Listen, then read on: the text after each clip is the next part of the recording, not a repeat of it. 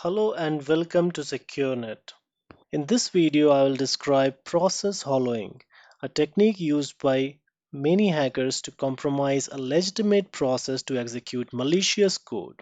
This is very effective and dangerous technique as it is used to evade potential defenses like detection analysis. So, let's start.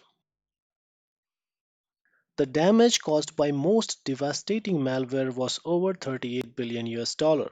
It is also predicted that malwares may cost 6 trillion US dollar by 2021. But what makes these malwares so hard to detect? One such technique is process hollowing. Process hollowing is a security exploit in which an attacker removes code in an executable file and replaces it with malicious code. Let's see how it works. Process hollowing exploits are often initiated through malicious links in the phishing mails. For example, a Windows user could select one of the infected links, leading their computer to execute a PowerShell command. That command could then download and install malware on the system. Similar to other types of code injection attacks, process hollowing can be very difficult to detect. Let's see what happens after this. Malicious code executed from the email starts another process in the suspended mode. A suspended process is one that is in pause. The process exists but it does not get scheduled for execution and it is not using any resources. However, executable section of the process is loaded in the memory. Malware then extracts the malicious code, mostly executable, for injection. This code can come from the resource section of the malware or from the files on the disk. Malware then determines the base address of the legitimate process so that it can unmap the executable section of the legitimate process. This is done by reading process execution block. Malware then deallocates the executable section of the legitimate process. After this, it allocates the memory in the legitimate process with read, write, and execute permission. Then it writes the PE header and PE sections of the executable to inject in the allocated memory. Malware then changes the start address of the suspended thread to the address of entry point of the injected executable. At this point, malware can resume the suspended thread of the legitimate process. But at this time, the legitimate process now starts executing the malicious code. After all this, malware can easily remove all the files it has created so that it becomes nearly impossible to trace the injection. After the malware is installed, it usually creates a backdoor. The backdoor receives commands from a command and control server. It can also perform reconnaissance that includes the collection of user data and returns this information to the server. The malware can also perform many other tasks. For example, recording mouse and keyboard events, taking screenshots.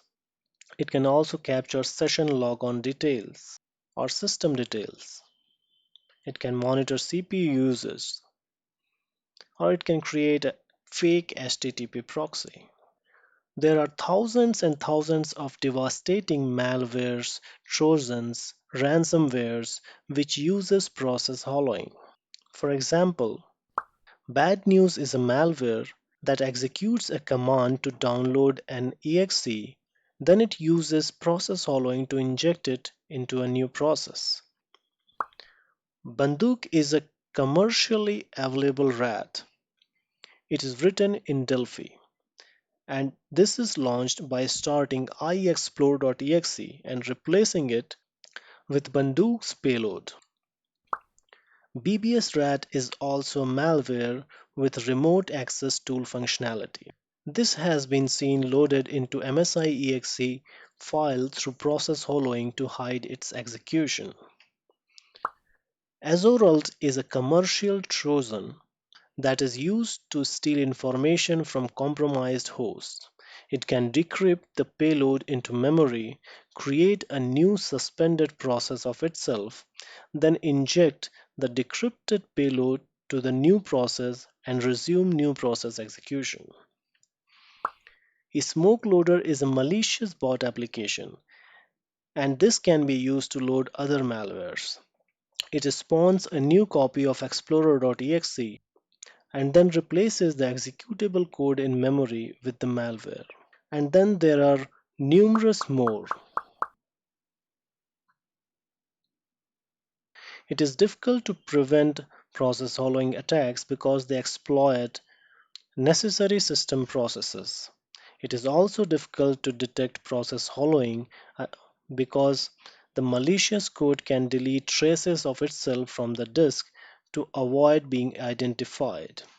Because of this, many security vendors are recommending the use of post breach strategies to deal with process hollowing.